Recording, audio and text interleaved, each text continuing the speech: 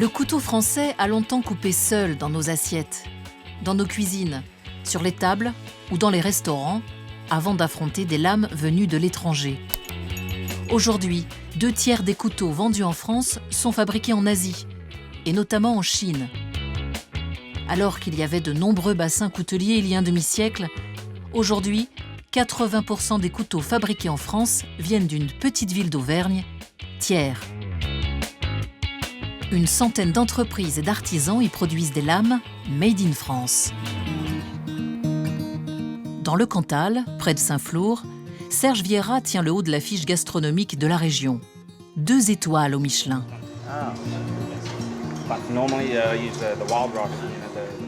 On vient du monde entier pour goûter aux saveurs du chef. Foie gras aux pommes acidulées, billes de riz soufflées ou encore celles d'agneau rôti au poivre. Les plats sont préparés avec passion.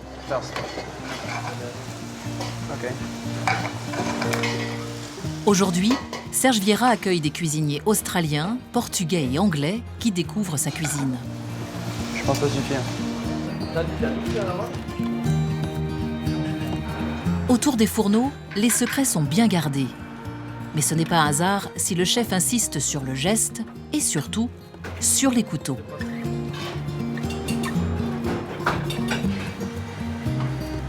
Je pense que pour que ce soit beau dans le plat, il faut qu'un gars de l'équipe, il se sente bien aussi avec son outil de travail. Et son outil de travail principal, nous, le prolongement de notre main, c'est nos couteaux. Donc à partir du moment où on se sent bien avec un couteau de telle ou telle marque, on se sent quand même mieux et forcément on travaille mieux, on a plus envie de travailler. Je veux dire, c'est comme si on travaillait avec quelque chose qui nous est agréable. Et donc forcément, l'humeur et le travail s'en ressent. Les jeunes, aujourd'hui, s'achètent leurs couteaux, ils les choisissent eux-mêmes et ils se sentent bien avec. C'est un outil de travail, mais qui s'use de toute façon. Comme de nombreux chefs étoilés, Serge Vieira a développé sa propre ligne de couteaux. Il les a voulus légers et modernes. Pour la cuisine, mais aussi pour la salle, le domaine de sa femme, Marie-Aude. De 100 à 700 €, les couteaux développés pour le restaurant sont des objets que les clients peuvent acheter à la fin du repas. Le savoir culinaire trouve son prolongement dans les arts de la table. Et chez les Vieira, on estime qu'un bon couteau est indispensable pour accompagner le plaisir des papilles. Tout est important, que ce soit l'assiette de présentation, que ce soit les couverts avec le couteau et la fourchette. Le couteau est bien sûr utilisé à chaque plat et on avait envie d'avoir un couteau qui soit personnalisé. Les Auvergnats, je pense, reconnaissent souvent la signature du couteau et se posent beaucoup de questions, nous demandent qui l'a réalisé. Et les étrangers, là par contre, sont plus impressionnés et nous demandent vraiment quel est ce couteau. C'est vrai qu'il y avait un peu une image du Cantal et de l'Auvergne un peu sur les vaches au braque, mais il n'y a pas que ça. Voilà, on a des produits et des matières qui sont très nouvelles et il y a plein de jeunes créateurs tous les jours qui ont envie de montrer qu'on est sur une Auvergne moderne. C'est vers Thiers que se sont tournés les Vieira pour faire fabriquer leurs couteaux. On y produit des lames depuis plusieurs siècles de façon artisanale, mais aussi en faisant appel à des designers modernes. Comme Bruno Lefebvre, qui dirige une agence spécialisée, notamment dans les arts de la table et les couteaux. Tout notre travail est d'adapter ces couverts aux plats créés par des chefs et par ces nouveaux chefs qui font une cuisine beaucoup plus créative, beaucoup plus délicate et finalement beaucoup plus expérimentale. Aujourd'hui, il se rend dans l'entreprise Verdier. Située sur les hauteurs de Thiers, c'est une PME emblématique de la région, dirigée de père en fils depuis 1 siècle et demi. Aux commandes, 2 frères, Aubry et Ronan. Comment vas-tu ? Bruno Lefebvre travaille avec eux sur une nouvelle gamme de couteaux de cuisine. Au programme de la matinée, une réunion consacrée à la finition et à la forme des lames. Pour la nouvelle collection de couteaux de cuisine, donc on a fait différents essais. Pour ici, tu vois, on enlève grosso modo 4 dixièmes. Enfin, c'est pas grosso modo, hein, c'est 3-4 dixièmes. Alors nous, on a apporté une petite modification, tu sais, au niveau de l'angle, justement pour pouvoir, lorsqu'on émince, on est à l'international. Lorsqu'on émince, je peux émincer type occidental, mais aussi façon asiatique pour que ça aille très bien. Hein, d'accord. Ce qu'il faudra bien, c'est savoir comment tu vas réussir à faire ce point qui permet vraiment la manipulation, tu sais, dans la fonction simplement Oui. hachoir, quoi. Et on est dans une fonction, c'est tout l'intérêt du vrai design, et je pense du vrai design à la française dans nos domaines. C'est-à-dire qu'on n'est pas là seulement pour faire une forme, on est là pour faire une forme, mais qui a un aboutissement dans l'utilisation, dans l'usage, et qui du coup va être reconnu comme intéressant par l'utilisateur, pas seulement le consommateur, l'utilisateur du produit. C'est cette partie-là, Ronan et Aubry, qu'il faut vraiment bien réussir. C'est ici, on a vraiment ce petit creux là qu'on distingue et qui va vraiment nous servir, ce creux-là dans l'appréhension du couteau. Oui, il y a une C'est un réelle couteau, fonction. voilà, c'est un couteau qu'on va tenir dans la main et qu'on va tenir aussi comme ça. Quand il sera parfaitement équilibré et on va pouvoir l'utiliser tranquillement parce que quand on l'utilise, on glisse, alors que là, on saura de manière intuitive là où on doit le tenir et en plus, on aura bien l'équilibre. Le design pour la forme n'a pas grand intérêt. Je pense que c'est un design, on parle de design plus innovant et on cherche, c'est vraiment le but, on cherche à innover. On peut innover techniquement et apporter des solutions à des produits. S'ils n'ont pas une belle finition, une belle forme, il manque quelque chose aussi. En même temps, un design qui est là que pour la forme et une belle forme et qui n'a pas une fonction, disons, est un petit peu pauvre dans son esprit et l'utilisation qu'on va en faire. La jonction des deux, eh ben ça, c'est l'innovation. On peut innover par le design. L'usine emploie une cinquantaine de personnes pour un chiffre d'affaires d'un peu plus de 4 millions d'euros.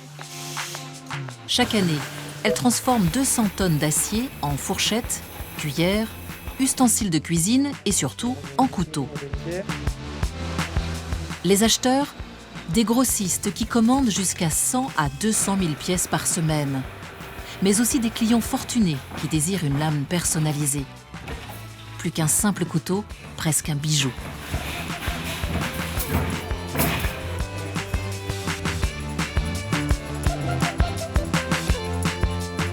Ces commandes singulières représentent l'image de marque de l'entreprise à l'étranger. 55% du chiffre d'affaires se fait d'ailleurs à l'exportation. C'est là où nous arrivons à tirer entre guillemets notre épingle du jeu en associant tous les savoir-faire. Pour faire face à la mondialisation, nous sommes obligés d'avoir un mix si nous souhaitons fabriquer en France. Alors Jean-Claude? Pour résister à la concurrence asiatique, les verdiers privilégient un savoir local, des lames d'un bon acier, travaillées, tranchantes et résistantes. Les couteaux fabriqués ici coûtent aussi plus cher que la plupart des couteaux d'importation chinois ou pakistanais. Mais le choix de la qualité et le refus de délocaliser sont à ce prix. Oh oui. C'est le nouveau coffret? Ouais, c'est le nouveau coffret. Les gens en ont un petit peu marre effectivement d'aller simplement sur le prix. On prend l'exemple de certains couteaux où au bout de 3, 4, 5 lavages, et ben dans le lave-vaisselle, vous avez les manches d'un côté, les lames de l'autre. Au bout d'un moment,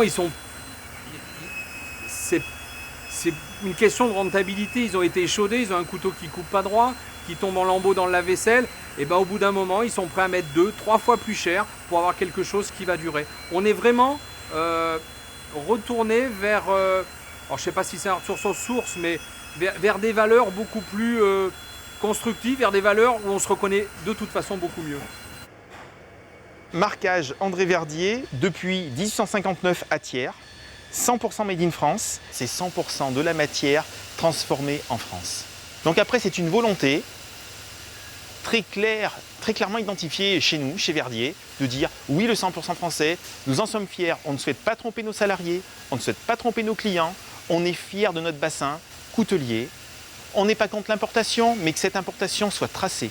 C'est-à-dire, le produit vient de Chine, qu'il soit marqué d'origine chinoise. Et nos clients à l'international ont besoin de ce côté d'origine aussi. Ils ont besoin d'être sûrs. L'objet fait partie de notre vie quotidienne. Le couteau se raconte, il nous raconte. Couteau de table, de cuisine, couteau droit, canif, couteau de poche. Le couteau est souvent compagnon. Bout de bois, saucisson, miche de pain, viande ou fromage, le couteau a forgé nos souvenirs. Son histoire est aussi la nôtre, un roman français dont l'âge d'or se situe au début du XXe siècle. En France, il y a presque autant de modèles de couteaux que de fromages. Chaque modèle est original, souvent personnalisé. Il porte une valeur du terroir. L'Opinel en Savoie, le Mineur dans le Nord, le Laguiole dans l'Aveyron. Certains restent l'œuvre de petits artisans, les plus répandus sont aussi fabriqués industriellement. Après la Première Guerre mondiale, dans les différents bassins couteliers français, on embauche à tour de bras. Le secteur emploie alors plus de 100 000 personnes en France, dont 20 000 à Thiers.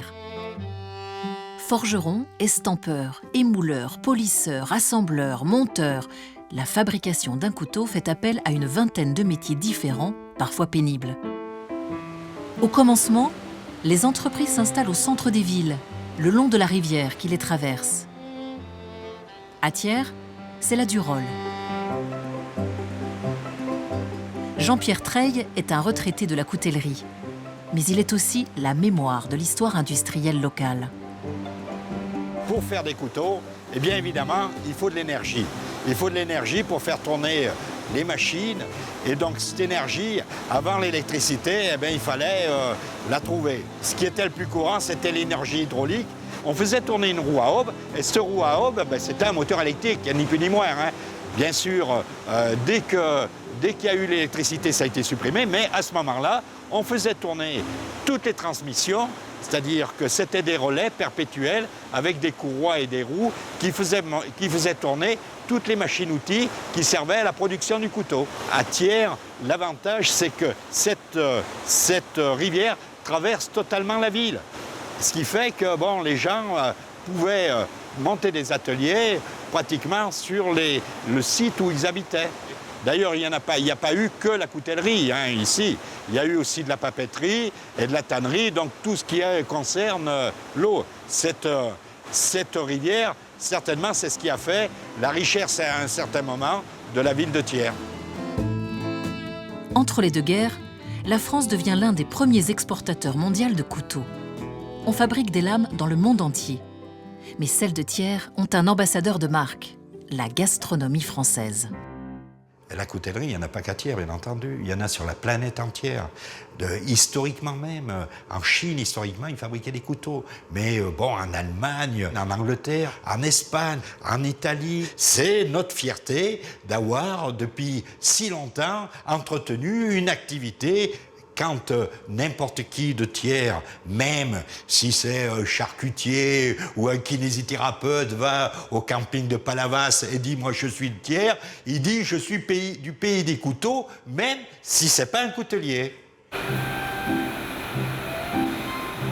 À partir du milieu des années 70, les lames françaises commencent à perdre de leur tranchant. C'est à ce moment-là que Jean-François Verdier prend les rênes de l'entreprise familiale. L'affaire est une belle marque, mais la concurrence est redoutable.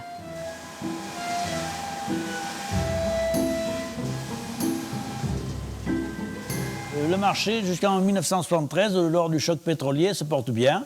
Oh, ce n'est pas fleurichon, mais enfin, ça se porte bien. Mais à partir de 1973, on a subi ce choc et on a perdu 30 à 40% de notre chiffre d'affaires à l'export. Donc il a fallu se reconvertir dans bien des domaines. Ce qui n'a pas été facile parce qu'on manquait de moyens, on manquait de machines, on manquait d'espace de surface aussi.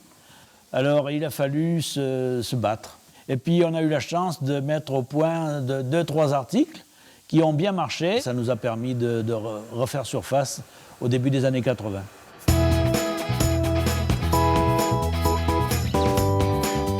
Jean-François Verdier bénéficie d'un peu de chance et comprend sans doute avant les autres qu'il faut produire en masse en s'appuyant sur des grossistes. L'entreprise lance une gamme complète de couverts de table avec comme produit d'appel un couteau modèle France et ça marche. À la même époque, une autre entreprise de Thiers, plus connue, lance le premier couteau à manche de couleur, la SCOF, la société de coutellerie d'orfèvrerie française.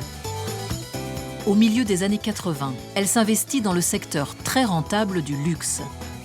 La SCOF reçoit en 1985 le prestigieux prix de l'excellence européenne, succédant à d'illustres marques comme Christian Dior, Tiffany ou Rolls-Royce. Avec ce prix de l'excellence européenne, c'est avant tout un label de qualité que se voit décerner la SCOF, un plus au niveau de la crédibilité de l'entreprise qui devrait se concrétiser dans les mois à venir, surtout à l'étranger. La SCOF travaillant pour 35% à l'exportation, un prix qui pour le PDG n'est pas une surprise.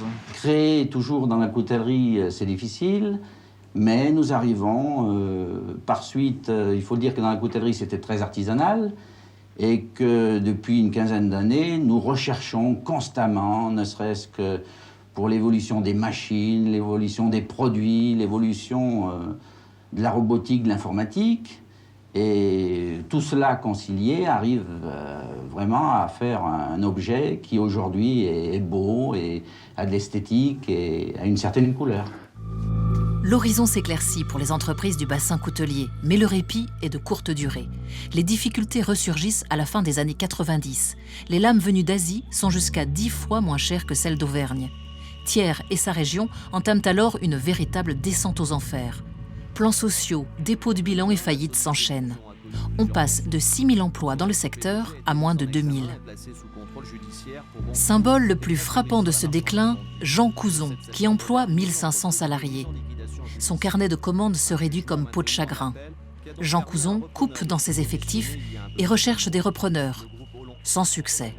Les salariés pensaient que, vu qu'il y a plein d'autres personnes qui sont venues visiter la société quand on est en liquidation, pensaient qu'il y aurait d'autres repreneurs, pensaient qu'il y aurait peut-être autre chose de plus conséquent. Donc les salariés sont quand même très, très déçus de ce qui arrive pour Couzon. Seulement le repreneur s'est intéressé. En 2005, c'est la fin. Le tribunal de commerce de Thiers prononce la liquidation judiciaire de l'entreprise Jean Couzon, laissant sur le carreau les 600 derniers employés. À Thiers, le coup est rude. C'est dans ce contexte que les deux frères Verdier héritent de l'entreprise familiale. Ronan s'occupe de la partie commerciale, Aubry de la fabrication. Le duo va faire entrer la coutellerie familiale dans une nouvelle dimension. Alors que beaucoup d'autres couteliers réduisent la voilure, les frères Verdier arrivent à convaincre les banques d'investir à leur côté. Ils rachètent des concurrents en difficulté, conservent des artisans hautement qualifiés et augmentent ainsi leur savoir-faire. Verdier a pu tenir le choc parce que nous étions une petite entreprise pilotable avec 30-40 personnes. Il y a un monsieur, petite anecdote, un monsieur au début des années 2000 m'a dit, vous savez, un paquebot, éviter l'iceberg, c'est compliqué. Quand on a un petit voilier, c'est plus facilement manœuvrable. Je me souviens de cette petite phrase. Et effectivement, quand vous avez plus de 1000 personnes à gérer, du jour au lendemain, s'il y a des difficultés, s'il y a une crise profonde, c'est compliqué. Le petit voilier compte une quarantaine de salariés seulement. En 10 ans, les effectifs ont augmenté de 25%. Ceux qui ont vendu leur entreprise à Verdier ont bien souvent conservé leur emploi. C'est pas d'amertume, en fin de compte, c'était presque un soulagement, parce que c'est dur, vous savez, quand on est dans un mur, c'est dur, et je voulais surtout pas, c'est que tout s'arrête comme ça. C'était vraiment négatif, parce que sans Ronan, je veux dire, personne n'était capable sur Thiers de pouvoir revaloriser nos produits, parce qu'on est même monté en gamme en étant ici. Je ne sais pas si tu te souviens, mais le critère de sélection qu'ils avaient, c'était Made in France. Donc là, on a rajouté, alors c'est vrai qu'avec eux, c'est toujours très délicat, mais ils ont besoin aussi de l'origine. Donc ce qu'on leur a proposé, Ralph Lauren, bien sûr, et dessous, Made in France, suivant leurs critères. Donc là, ça a été très compliqué. Dans les arts de la table, Verdier joue désormais dans la cour des grands. En 2005, la coutellerie familiale rachète même la célèbre SCOF, dont la seule valeur reste désormais le nom, connu dans le luxe et surtout à l'étranger. Il est très difficile de promouvoir des produits de haute facture s'il n'y a pas de nom derrière. Donc le fait, ça aussi c'était stratégique, le fait de reprendre la marque SCOF, c'était justement d'avoir un nom fort sur des produits forts. Verdier se développe et se tourne vers la haute technologie.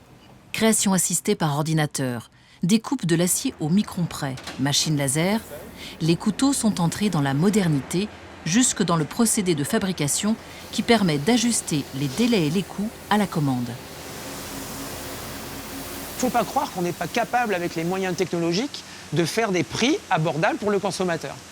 Ça, c'est quelque chose qui est important de souligner. On est capable d'avoir en France des niveaux de prix tout à fait abordables pour le consommateur, certes plus cher qu'un produit venu d'un pays à bas coût, mais pas exorbitant non plus. Donc c'est ça, et c'est cette capacité à montrer cette possibilité de rapport qualité-prix à prix raisonnable qui nous permettra d'être mieux vus du consommateur. Donc tu avais déjà retravaillé le fichier au niveau du laser. Donc on a fait le contour du fichier, il faut qu'on regarde par rapport à l'existant. Des clients comme Geneviève Letu, qui faisait fabriquer ses couverts en Chine, reviennent en France. Suite à des déconvenues, ce spécialiste des arts de la table décide de relocaliser une partie de sa production. Il choisit alors Verdier. Quand on regarde à l'intérieur, on s'aperçoit que la lame est très courte, que les rivets sont là uniquement pour faire de la déco et que les manches se cassent facilement. Contrairement à un couteau qu'on trouve ici qui est forgé, et là on voit bien que la pièce fait toute la longueur du manche. Vous avez le transport, vous avez les problèmes de qualité, vous avez les droits de douane, et quand vous comptez bien, c'est une différence entre 10-12%, alors que là on a la qualité qui est sans souci et puis un marquage d'origine française. Les petits artisans de Thiers, une cinquantaine, profitent de l'essor de la coutellerie industrielle. Une aubaine. Incapables d'investir dans des outils de production très coûteux, ils peuvent utiliser les machines performantes de Verdier. David Ponson fabrique des couteaux haut de gamme, à l'unité ou en petite quantité. Des couteaux qui peuvent se vendre 1 500 € pièce. La découpe laser, il la réalise chez Verdier. Photo finale, comme je t'avais fait voir. Ouais. Et puis celui-là, les premières découpes, on va regarder un peu, il y a 2-3 trucs à... Surtout au niveau des mythes, si tu veux, il y aurait des... Okay. Je ne pourrais pas faire mes petites séries s'ils n'étaient pas là, quoi. Donc grâce à eux, ça me permet de faire, pour moi déjà évoluer, faire autre chose. Parce qu'eux, ils ont les machines adéquates que moi je ne peux pas me permettre d'avoir. Et c'est ce qui nous fait avancer aussi, quoi. On a des machines, c'est effectivement des applications industrielles, mais notre cœur de métier, c'est justement de les mettre au service de fabrication souvent plus modeste, mais qui demandent des mises au point. Et donc l'intérêt aujourd'hui du numérique, c'est de pouvoir faire des mises au point répétées sans augmenter les coûts.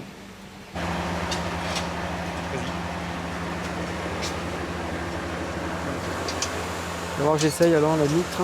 Bon, déjà toi au niveau de la mitre on est bon, parce que la fille elle passe, donc ça c'est bon. Clin d'œil à l'histoire, la coutellerie thiernoise s'est bâtie en mutualisant ses moyens. Autrefois autour de la rivière, aujourd'hui autour des machines high-tech. Merci Sylvain, au revoir. Mais les hommes restent au cœur de la valeur ajoutée. Avec leur regard, leurs mains, leur créativité.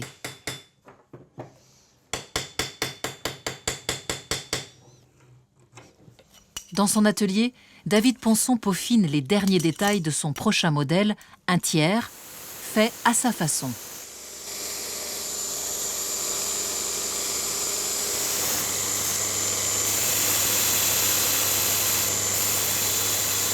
J'aime bien forger mes ressorts avec cette rosace dessus. Voilà. Je trouve que ça vieillit un peu le couteau.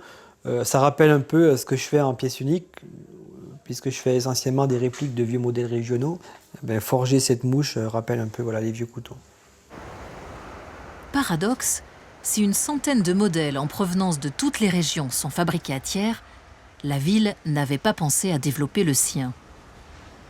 C'est notre faiblesse énorme, c'est qu'on a fabriqué des millions et des millions de couteaux pour tout le monde et qu'on a toujours privilégié le client par rapport à nos entreprises. C'est-à-dire que les gens, à la Guiole ou ailleurs ou partout, nous demandaient de marquer leur couteau à leur nom et nous, ça ne nous gênait absolument pas parce que ce qui était important pour l'entreprise, c'était qu'elle ait du travail. Il faut absolument qu'on ait un couteau qui nous permette de dire, écoutez, voilà, on fabrique un couteau qui s'appelle le Thiers. Si d'aventure, des pays étrangers, la Chine entre autres, faisait des couteaux Le Thiers avec le marquage du logo Le Thiers, c'est forcément une contrefaçon. Et là, nous avons les possibilités d'attaquer en justice puisque le modèle est déposé et nous appartient. Il a fallu attendre 1995 pour voir apparaître le couteau Made in Thiers. Aujourd'hui, il représente la ville. Un patrimoine qui s'est forgé peu à peu au fil du temps et des emplois qui ne demandent qu'à se développer. Symbole de la foi en l'avenir, Thiers possède le seul centre de formation au métier de la coutellerie en France. Une trentaine de jeunes, garçons et filles, apprennent à fabriquer des canifs, des couteaux de cuisine ou de table. Ils seront demain employés dans l'industrie ou chez des artisans. Ici, c'est l'avenir de la coutellerie. Elle a besoin de sang nouveau. Elle a besoin de jeunes qui vont penser la coutellerie différemment demain. On a notre expérience, notre savoir-faire qui date depuis 600 ans. Et ce savoir-faire, il est en train de s'améliorer de jour en jour. Le creux de la vague, on l'a connu, mais on est en train de remonter la pente. Et on remonte la pente parce que les entreprises d'aujourd'hui ont fait beaucoup de changements dans l'innovation des produits qu'ils font. On travaille de plus en plus dans de la belle coutellerie, de la très belle coutellerie. Avec ses lames de luxe, son modèle local ou ceux issus des régions, avec ses 60 millions de pièces fabriquées chaque année par un petit millier d'employés, Thiers est devenue capitale européenne du couteau. Grâce à l'innovation, au maintien du savoir-faire et au créneau haut de gamme, les lames d'Auvergne résistent encore à la concurrence mondiale.